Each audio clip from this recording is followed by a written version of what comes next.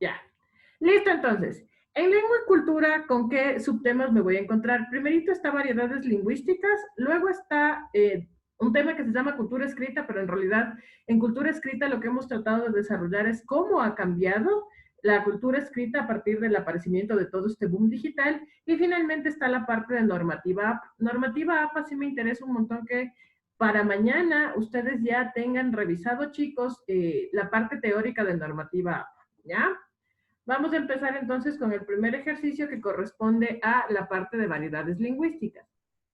Verán, en variedades lingüísticas en realidad lo que ocurre es que si bien es cierto yo tengo todo un apartado teórico en el que hablamos acerca de, acuérdense en que dialecto se refiere a las diferentes formas de hablar que tenemos las personas de acuerdo al lugar o procedencia o territorio en el cual hemos crecido. Luego está el sociolecto, que es la forma de hablar propia de un grupo social. Ahí también nosotros podríamos hablar que es la forma de hablar propia de ciertos profesionales, ciertas personas que realizan ciertas disciplinas.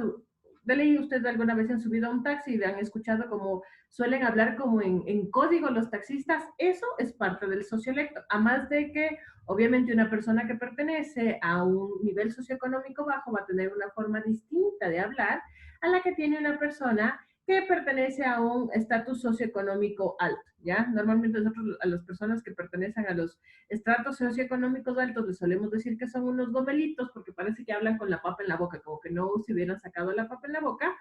Y finalmente está el cronolecto, chicos. Características del cronolecto. En el cronolecto están las distintas formas de hablar que tenemos de acuerdo a la edad. No es lo mismo la forma de hablar que tienen los niños que la forma de hablar que tienen los adolescentes, que la forma de hablar que tienen los adultos, e inclusive entre los adultos yo tendría una distinción entre los adultos jóvenes como yo y los adultos ya que pertenecen a generaciones anteriores, como personas de 60, 70 años, que van a tener una forma de hablar todavía más culta que la que tenemos las personas que estamos entre los 30 y 40 años, ¿ya? Entonces, de acuerdo a la edad en la cual nosotros estamos, tenemos distintas formas de hablar. Sin embargo, y a pesar de que yo he visto pocos ejercicios con respecto a estas tres, que sí son variedades lingüísticas, que es el dialecto, el sociolecto y el cronolecto, lo que más suelen tomar en este apartado es esto que ustedes están viendo aquí, que es precisamente la diglosia, ¿ya? Pues, ¿cuál es la característica de la diglosia, chicos? Y por eso me voy a detener un segundito para explicarles esto. La característica de la diglosia es que dentro de un territorio, normalmente solemos hablar de un país, aunque podríamos hablar de manera más extensa, yo tengo la convivencia de varias lenguas. Y a pesar de que existen varias lenguas, hay una lengua que es más importante. ¿Por qué es una lengua más importante? Porque la mayoría de personas que viven en ese territorio la usan y también, de cierta forma, implica que tiene un estatus más alto. ¿Cómo, ¿Qué es lo que ocurre en el Ecuador? Y nosotros somos un caso súper claro de cómo se da la diglosia. En el Ecuador nosotros tenemos 13 lenguas que pertenecen a los pueblos y nacionalidades indígenas y una lengua que es la oficial, que es la que utilizamos los mestizos. Como los mestizos somos más, entonces el español o castellano, porque si nos remitimos a lo que dice la Constitución, el castellano sería nuestro idioma oficial, ese es el idioma que más se habla y todo el resto de lenguas que tienen los pueblos y nacionalidades indígenas están como en un nivel más bajo. Llega a tal nivel que inclusive las personas que pertenecen a estos pueblos y nacionalidades indígenas lo que hacen es adaptarse y aprender el castellano. ¿Para qué? Para poder comunicarse con los mestizos. Ahí se da un proceso de diglosia. Cuando mi idioma es más importante que el resto de lenguas con el que convive, porque implica determinado estatus social, ¿ya? Vamos con el ejemplo, chicos. Dice, ¿por qué el texto representa un caso de diglosia? Este, si no me equivoco, algunos ya habíamos revisado, otros creo que no lo hemos revisado todavía, ¿ya? El grito, medio en trágico, medio en broma, despertó al guagua tierno que, envuelto en trapos, dormía en un rincón de la vivienda y tuvo respuesta entre los chaparros, donde la india, aprovechando la penumbra de la tarde, recogía ramas secas para el fogón. Aquí se dan los procesos de diglosia. Di carajo, un di estar pues cogiendo leña, ¿no? Aquí guagua llorando, llorando. Amenazó el indio sin saber en quién descargar sus temores. Cuando se dan como un intento de españolizar el idioma quichua, ahí generamos un proceso de diglosia Y obviamente aquí lo que ustedes van a escoger es que se muestran variaciones lingüísticas en la comunicación entre indígenas, pero sobre todo es esto, aquí yo me doy cuenta del proceso de difusión, que aparentemente lo que se está haciendo es tratar de españolizar al quichua. Suele pasar más que nada con el quichua, porque en las otras lenguas es bastante más difícil adaptarlas al español. Si yo hablo de un shuar, de un safiki, es bastante más difícil. Sin embargo, normalmente los ejemplos suelen ser así. Los ejercicios que les van a tomar. Aquí está como ejemplo, pero obviamente van a ser los ejercicios que les van a tomar. Yo tengo un intento de españolizar a el quichua. Son de los ejemplos que yo más he visto. Ahora, el otro tema con el que nos vamos a encontrar es la parte de cómo ha cambiado la cultura escrita. Y uno de los ejercicios que más suelen tomar es esto. Nos preguntan cuál es la transformación, obviamente dentro del proceso de la cultura escrita, que se ha dado gracias a las redes sociales. Aquí me voy a detener solo un segundito antes de contestarlo. ¿Ya? A ver, aquí lo importante, le voy a poner por acá para irles leyendo, ¿no es cierto? Es que ustedes reconozcan cuando estamos hablando de un incremento de información. Obviamente, el incremento de información a mí se me hace que es la característica que más fácil ustedes pueden encontrar porque se refiere al hecho de que precisamente gracias a las redes sociales y al Internet en general, todo el tiempo se está generando información. Por lo tanto, ustedes van a tener textos en los cuales se alude precisamente a eso, a que todo el tiempo se está generando información, a que yo puedo acceder todo el tiempo a más información, que se está publicando en cualquier momento muchísima información. En el caso de la inmediatez de la información, obviamente se refiere al hecho de que ahora en las redes sociales o en el Internet en general, yo puedo encontrar información de manera casi instantánea. Piensen ustedes en el ejemplo que yo siempre les doy. Si en este momento que estamos en clases empezara a temblar la tierra, yo en 2 o 3 minutos puedo ingresar a Twitter. Obviamente, dado que nosotros a todo momento tenemos aquí temblores, yo sigo la página del Instituto Geofísico, que sería obviamente como el ente, la fuente oficial, y en 2 o 3 minutos yo ya sé dónde fue el epicentro, a qué profundidad se dio el epicentro, la intensidad en la cual fue el sismo. Entonces, a eso alude precisamente la inmediatez de la información. Yo, gracias a las redes sociales, puedo saber mucho más rápido qué es lo que ocurre antes que ir a los medios tradicionales. Y normalmente esos suelen ser los textos que les suelen poner. En el caso de la interacción con los lectores, piensen ustedes siempre en lo que solemos ver, ¿no es cierto? Sobre todo en el Facebook creo que se retrata de mejor forma cómo se genera esto de la interacción con los lectores. Si yo ingreso a Facebook y un amigo mío hizo una publicación, yo prácticamente o casi de inmediato puedo ponerle si me gusta o me disgusta, o me encorazona o me entristece, etcétera. Eso ya es generar un proceso de interacción. El segundo proceso de interacción que generan las redes sociales es que yo puedo comentar esa información. Si estoy de acuerdo, yo le podré poner sí, de acuerdo, etcétera. Si yo no estoy de acuerdo, yo igual le puedo poner no estoy de acuerdo, tienes que ver otro punto de vista, etcétera. Los comentarios serían la segunda forma en la que yo genero un proceso de interacción. Y la tercera forma es precisamente a través de los compartidos. Es más, el compartido es tan importante dentro de la interacción con los lectores que, como ya les he dicho, gracias al compartido es que generamos precisamente ese contenido que se conoce como viral. Mientras más se comparte la información, llega a más personas y por lo tanto yo genero directamente un contenido viral. Y en el momento en el que se genera un contenido viral, ahí yo le tendría relación directa con esto, con la influencia en la opinión pública. ¿Ya? De una forma u otra, lo que yo leo en una red social, sea o no verdadero, porque tomarán en cuenta que el problema del incremento de la información es que no toda la información está verificada, ¿qué problema me genera? Que si yo ya leo, puedo creer que es verdad y a partir de eso yo puedo generar mi opinión. ¿Cuándo mi opinión se convierte en opinión pública? Cuando varias personas pensamos lo mismo. Y las redes sociales, sobre todo Twitter, que es el caldo de cultivo más importante que existe en las redes sociales, ahí yo puedo empezar a generar mis opiniones, obviamente dependiendo a quién yo sigo, porque puedo ver la gente que es correísta contra la que no es correísta, la gente que es provida contra la gente que no es provida, que están a favor del aborto, la gente que está a favor de legalizar las drogas con la gente que está en contra de legalizar las drogas. Entonces, justo ahí se genera el proceso de la opinión pública. En el caso del ejercicio que le tenemos ahorita como ejemplo, ¿no es cierto? Varios de ustedes ya contestaron.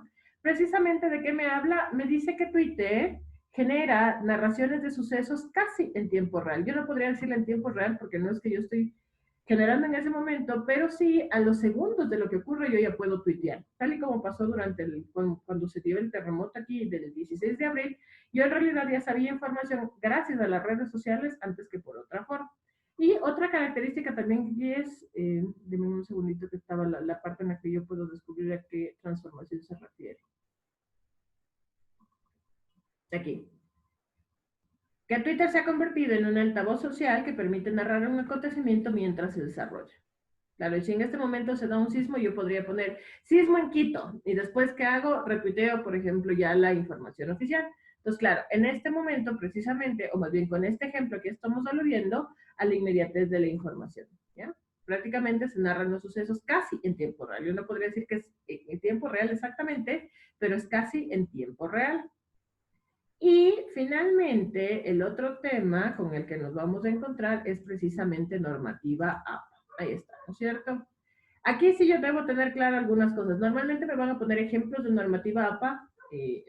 A veces me ponen con énfasis en el autor, a veces me ponen con énfasis en el texto, inclusive a veces me ponen la forma de hacer referencias bibliográficas. Entonces, para poder hacer estos ejercicios, por eso les decía, me parece súper importante que ustedes revisen la parte normativa APA, es saber cómo se hacen citas de menos de 40 palabras, cómo se hacen citas de más de 40 palabras, cómo se hacen citas cuando es parafraseo, y cómo se hace la parte de referencias, tanto de referencias de libros o de textos como tal, como referencias de artículos de revistas. Todo eso ya está subido en el aula virtual.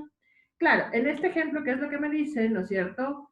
Que la tarea de la clase de historia consiste en redactar un ensayo sobre el proceso de planificación urbana de la ciudad de Quito en el siglo XX. Las citas textuales menores de 40 palabras, obviamente yo debería saber cuál es la estructura para generar una cita textual de menos de 40 palabras. Si es de menos de 40 palabras, yo ya debería saber que primero va dentro del texto, después va entre comillas. No es necesario poner en cursiva, las comillas es más que suficiente. Y luego, si va con énfasis en el texto, como es el ejemplo que yo tengo, ¿no es cierto? ¿Qué me dice la normativa APA? La normativa APA me dice que luego de colocar el texto entre comillas, yo debo poner entre paréntesis el apellido del autor o de los autores, porque en este caso yo tengo dos autores, coma el año de la publicación del texto y coma la página en la cual se publicó la información. Por lo tanto, como algunos de ustedes ya pusieron, obviamente la respuesta es la 4. Ojo, normativa APA no es que me olvidé una coma, me olvidé de poner la P de página o la PAG de página. En el momento en el que me falta una coma o me falta la P de página, yo ya no estoy generando un proceso de citación en normativa APA y hay que tener muchísimo cuidado en eso. Miren ustedes aquí. Tengo primero la página y luego el año. Obviamente está mal hecha la estructura. Aquí empiezo con el año, estructura mal hecha. Y aquí no tengo ni la coma ni tengo la página. Por lo tanto, no cumplo con la estructura de normativa APA. Normativa APA sí es. O está bien o está mal. No hay medias tintas. ¿Ya? Ahora sí, habiéndole hecho esa introducción, un poquito de los temas que están dentro de esta parte del tema 2, empecemos ya con sus ejercicios. Identifiquen el tipo de variedad lingüística que se presenta en el texto. Desde el boquerón, sin puertas, en medio de la cerca, su madre lo llamaba. Divisaba su traje blanco, pero no su cara, a ver si de veras estaba molesta. Adivinaba las cejas muy juntas, la frente morena, por la que siempre se relevaba un mechón. Ya vengo, Trinidad, le contestó acercándose. ¿Por qué te demoras tanto? Solo vos eres el que queda vegetreando íngrimo. Solo no estoy, sino con mi suncho. ¿A qué variedad lingüística pertenece las palabritas que ustedes ven ahí en negrilla de ese texto que tenemos ahí? ¿Qué será? ¿Un sociolecto, un cronolecto, un dialecto o una diglosia?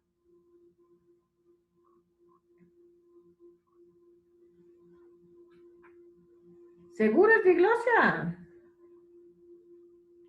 ¿Estoy tratando de españolizar el quicho acaso? No es diglosia. Ya, por ahí les veo. Exactamente, muy bien, ¿ya? Este es un fragmento tomado de las cruces sobre el agua. Piensen ustedes que obviamente el contexto en el cual se hizo las cruces sobre el agua era tratar de imitar cómo hablan los montubios y cómo habla la gente en Guayaquil. Aquí yo ya sé que es un dialecto, perdón, ¿no es cierto? Ya vengo Trinidad, ¿ya? Es la típica forma de hablar de la costa. Por lo tanto, aquí lo que yo tengo es un ejemplo de dialecto. Igual esto del suncho, del vegetreando, son palabras que solamente se utilizan en la costa. Y eso no depende ni de la edad ni del contexto social, sino que así es como hablan en la costa. En la costa, inclusive las personas que pertenecen a los estatus sociales más altos suelen tener esta forma de hablar en la cual dejan palabras que no completan, ¿ya? Con mi suncho, con mi amigo, ¿ya? Nosotros aquí en Quito le diríamos con mi yuta, ¿ya? Vamos con el siguiente. Con base en el texto, identifiquen la transformación que se ha dado gracias a la red social Facebook. Tras el terremoto de 8,4 en Illapel, Chile, los usuarios de Facebook encontraron un mensaje en el muro que les avisaba que un amigo que estaba en ese país había confirmado que se encontraba al salvo. Esta herramienta, llamada Safety Check, fue creada por la red social para tranquilizar a familiares, amigos y allegados de los usuarios que estuvieron en el lugar del sismo. Para su funcionamiento, se utilizó la geolocalización con el fin de ubicar a los usuarios que se encontraban en Chile y enviarles un mensaje que decía: avisa a tus amigos que te encontrás fuera de peligro. Confirma que estás bien para que reciban una notificación, conociendo así el estado de sus familiares y conocidos. Exactamente. Safety Check es una herramienta que funciona en Facebook, perdón, y precisamente el objetivo del Safety Check, chicos, es que ustedes pongan que se encuentran bien. Una vez que ustedes aplastan el botoncito del Safety Check, todos sus conocidos, todos sus amigos dentro de Facebook pueden saber que ustedes están correctamente. Ese Safety Check que pasó en Chile también se activó aquí cuando fue el 16 de abril. Vamos con esta. Identifique el enunciado que utiliza correctamente la norma APA con énfasis en el autor. Verán que el anterior que nosotros vimos era con énfasis en el texto. Cuando yo pongo el texto y al final pongo la información. Cuando tiene énfasis en el autor, ¿cuál es la estructura de la normativa APA?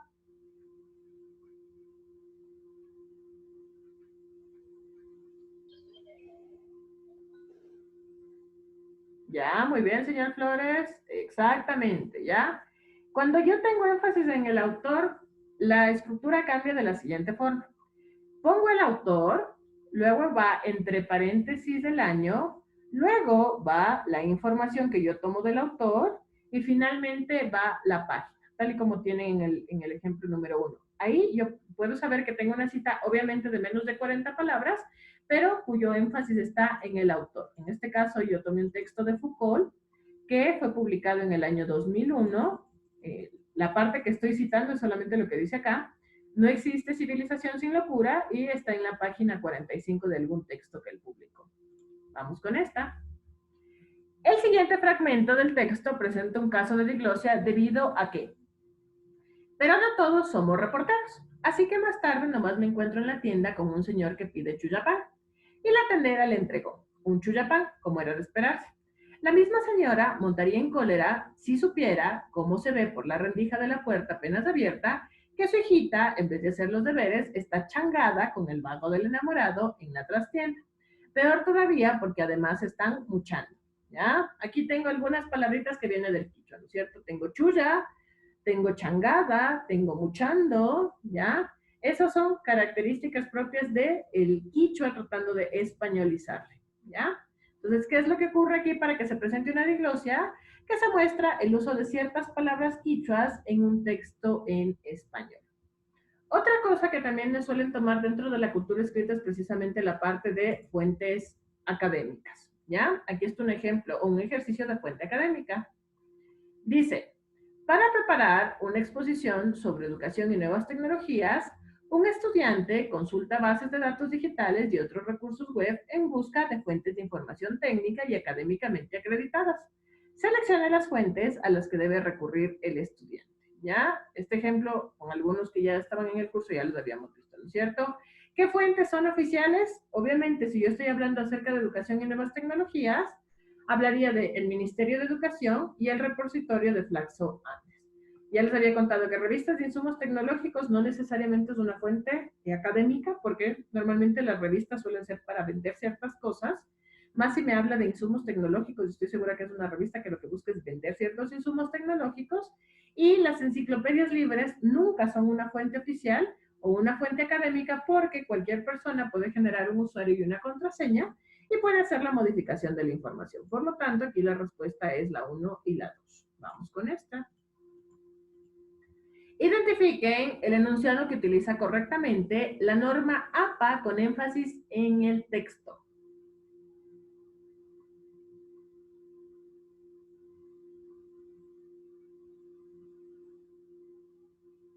Ya, muy bien. Despertarse, despertarse, solo veo que pocas, pero eso, muy bien. Perfecto, ¿no es cierto? Énfasis en el texto, yo tengo mi texto, entre comillas, y luego va, entre paréntesis, apellido del autor, coma año, coma página.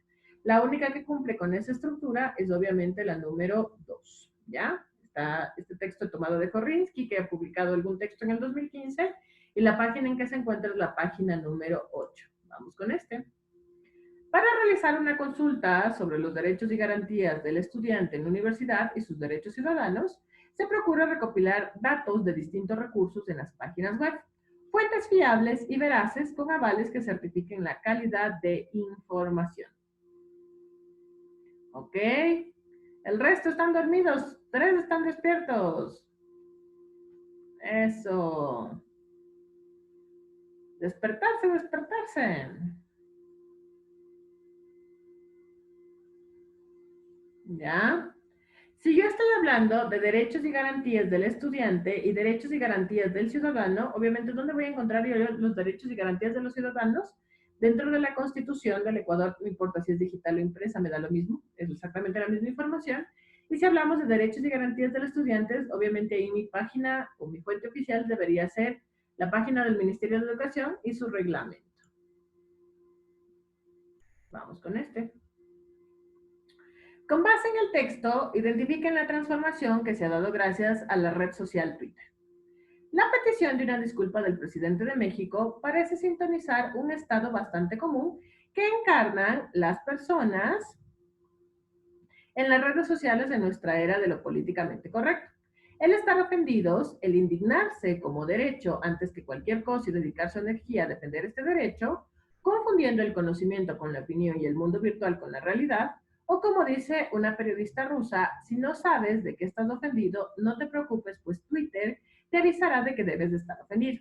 Y es como nota Slavoj Zizek, la corrección política suele ser solo una fachada que oculta los verdaderos problemas sociales. Exactamente, ¿no es cierto? Si yo estoy hablando de que le están pidiendo una disculpa al presidente de México es porque debe haber dicho alguna cosa dentro de su red social, entonces obviamente lo que le está haciendo es pidiéndole que se retracte, porque al final del día lo que se está mostrando es una influencia en la opinión pública, dependiendo de lo que haya dicho, seguramente quedó muy mal dentro de las redes sociales.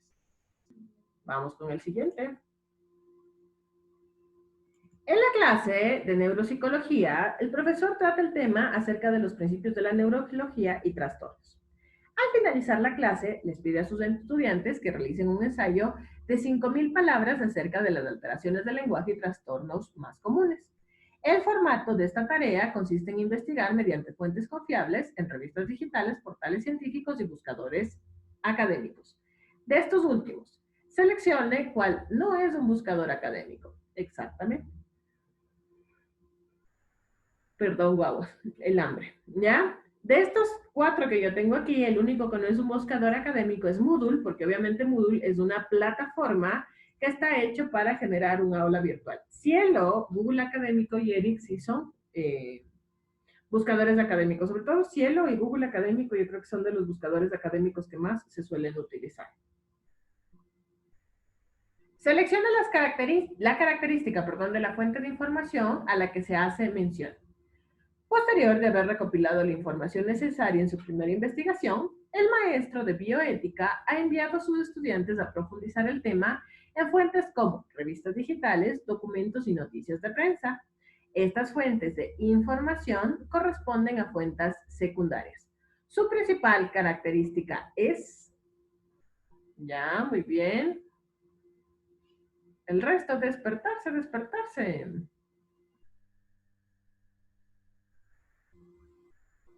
Ya, ok, muy bien, ya veo que están despertando. Ya, perfecto. ¿Cuál es la característica de la fuente secundaria, chicos? Y eso normalmente nosotros solemos utilizar muchas fuentes secundarias. Es que recopilan la información que ya la han encontrado en catálogos de bibliotecas, en directorios, en listas de lecturas, artículos sobre encuestas, etcétera. Es más, por ejemplo, Si yo tengo una fuente académica en la cual una persona hizo la investigación a otra persona, igual ya estoy hablando de una fuente secundaria. Y ahí obviamente la citación es distinta, ¿ya?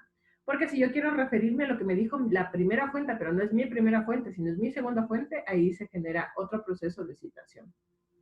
La normativa APA tiene citaciones básicamente, o estructuras de citaciones para básicamente cualquier cosa. Vamos con esta. Con base en la información, identifiquen el enunciado que da cuenta de la situación de las lenguas indígenas de Sudamérica. En el territorio suramericano conviven diferentes lenguas donde se evidencia que el español y el portugués ocupan mayor espacio dentro del mapa, por lo que se puede concluir que estas lenguas tienen mayor uso dentro de los países en comparación con las autóctonas. Entonces, esta es la primera parte del ejercicio. Aquí ustedes pueden ver la cantidad de verde que corresponde al portugués y la cantidad de amarillo que corresponde al español. De ahí yo tengo algunas otras lenguas que digamos que la que más sobresale ahí sería la celeste, que es el quichua. Ahora sí, vamos con las opciones. Estas son las 4 opciones que acompañan a la primera parte del ejercicio, que es del que estuvo anteriormente. Entonces, dentro de las opciones, ¿cuál escogerían ustedes que muestra la realidad que se vio en el mapa y en el texto anterior? Ok, muy bien. Ya, perfecto, ya se están despertando. Exactamente, ¿no es cierto? ¿Qué es lo que me muestra tanto el texto como el mapa que vimos en la parte anterior? Que las lenguas indígenas son variadas, pero que lamentablemente se encuentran en desventaja frente a los idiomas que han sido traídos por los colonizadores. Vamos con esta. Con base en la norma solicitada, seleccione los enunciados que debe validar la maestra. Una maestra debe evaluar ensayos sobre el rol social y educativo de los museos. Previamente les ha indicado a sus estudiantes que solo se validarán citas textuales desarrolladas según la normativa APA. Tienen ustedes ahí 4 opciones, de las 4 obviamente solo 2 cumplen con estructura APA. ¿Cuáles serían las 2 que cumplen con las citaciones textuales según la normativa APA?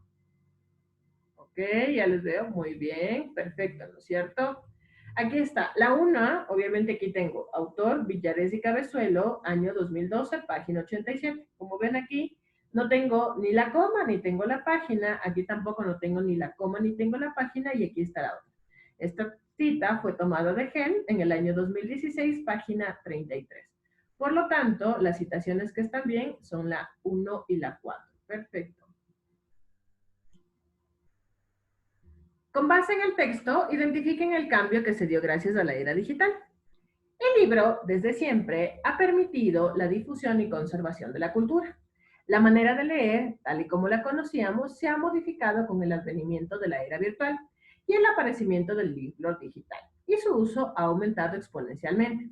Su crecimiento está relacionado, desde luego, con las ventajas que ofrece en comparación con los volúmenes impresos.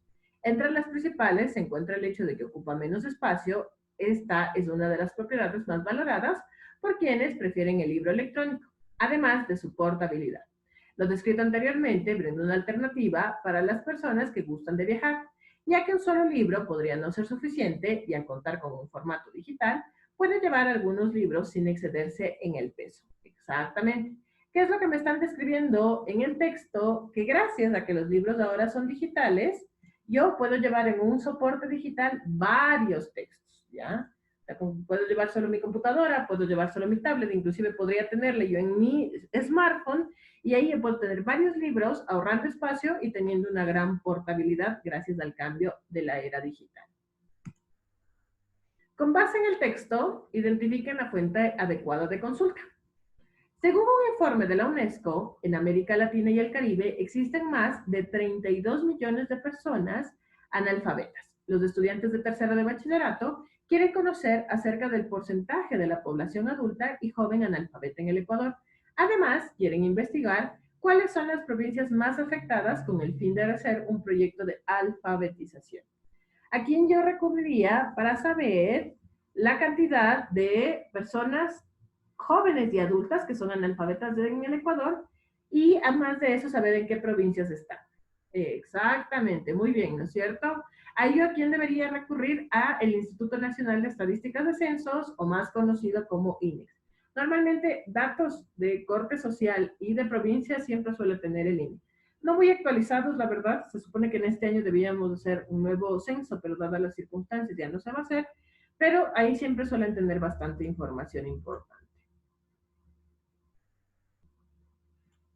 Ya, perfecto. Dice, con base en el texto, identifiquen el enunciado de una fuente confiable. Aquí, en cambio, lo que voy a hacer es encontrar qué es lo que me dice una fuente confiable. La vida de Arthur Rimbaud, uno de los poetas más importantes de la historia, sigue siendo un absoluto misterio. Se tiene registro de su vida en Francia junto a su colega Paul Verlaine, de sus viajes juntos por Inglaterra, incluso del autoexilio que lo llevó a tierras africanas. Pero después de eso su rastro desaparece. Por ejemplo, el periodista y crítico literario Jamie James, autor del libro Rimbaud en Java, El viaje perdido, afirma que cuando Rimbaud visitó Indonesia probablemente se convirtió al Islam. Sin embargo, en Internet existe una página anónima dedicada a su obra en donde un admirador del autor afirma que durante su estancia en Indonesia, Rimbaud se casó y tuvo 2 hijos. En otro comentario, encontrado en un sitio web, un usuario sin nombre especula al decir, Rimbaud siguió escribiendo, pero después destruyó todos sus manuscritos. Por último, su familia, que recibía información muy escasa en unas cuantas cartas, sostuvo que en la etapa final de su vida Rimbaud tal vez se dedicó al tráfico de especies, telas y otros mercaderes. De las 4 fuentes que yo tengo, ¿cuál sería la única fuente que me da información que realmente sería confiable? Lo del Internet será, porque tengo 2 opciones de Internet, pero en las 2 opciones del Internet, lamentablemente, la información está escrita por anónimos. Luego tengo unas cartas, escasa en realidad, con una muy escasa información, donde dice que tal vez se dedicó al tráfico de especies. ¿Cuál es mi única fuente oficial?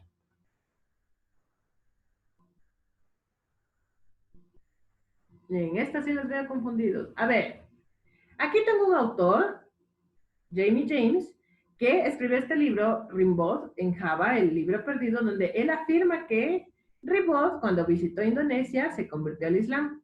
Luego tengo lo que me dicen 2 páginas en internet que no tienen autor. La única me dice que probablemente él se casó y tuvo 2 hijos, y la otra me dice que tal vez siguió escribiendo, pero después destruyó todos sus manuscritos.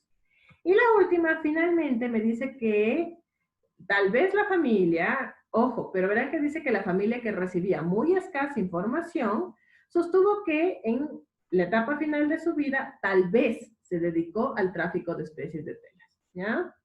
¿Cuál sería mi fuente oficial? Algunitos les veo que hay otros todavía no los veo muy confundidos, muy seguros. Exactamente, ¿no es cierto? Mi única fuente oficial es Jamie James en un libro en el cual me dice que durante el viaje que hizo a Indonesia, probablemente él se convirtió al Islam. ¿Por qué la familia no puede ser buena información? Por la característica que les dan, que recibía muy escasa información y que tal vez se dedicó al tráfico de especies. Entonces, en cambio, cuando yo ya tengo una publicación en un libro, se supone que esa es una fuente confiable. Cuidado, he visto que ya salen algunos de estos ejercicios, chicos, así que fíjense en eso. Si es anónimo, no me sirve.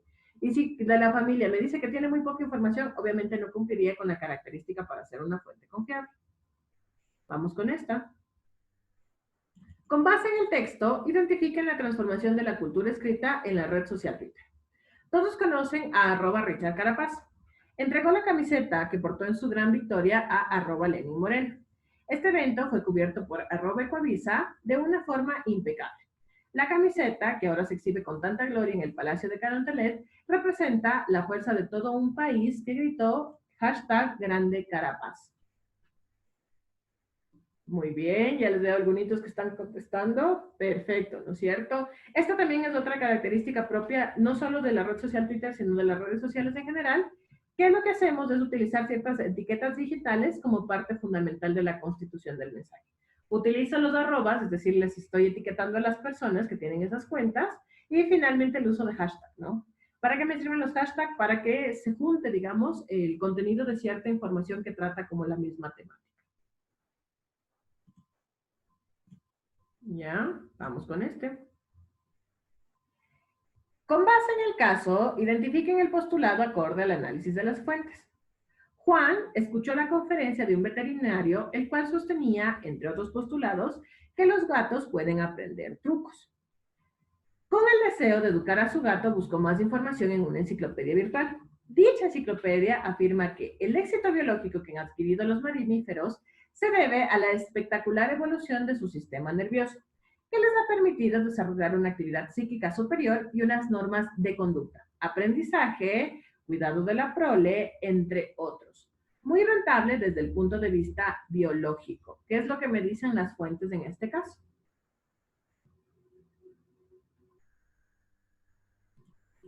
Verán que ahí tengo dos fuentes, ¿no? Tengo la fuente que se refiere a lo que dice el doctor y tengo la fuente que se refiere a una enciclopedia en la cual Juan buscó la información.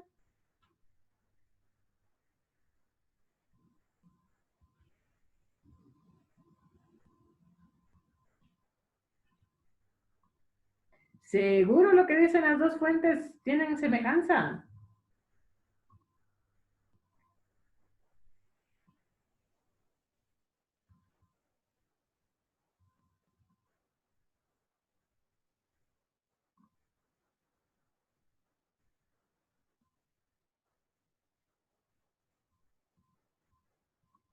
No, no son ajenos porque manejan la misma temática.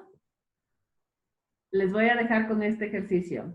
Nos vemos en la tarde con el ejercicio que nos queda, con los ejercicios que nos quedan pendientes, porque ya mismo se me cierra la sesión. Y tengan abierto el aula virtual, por favor, porque después de trabajar esto vamos a trabajar en el aula virtual. Ahí les dejo pensando en este ejercicio. Chao chicos, nos vemos en la tarde.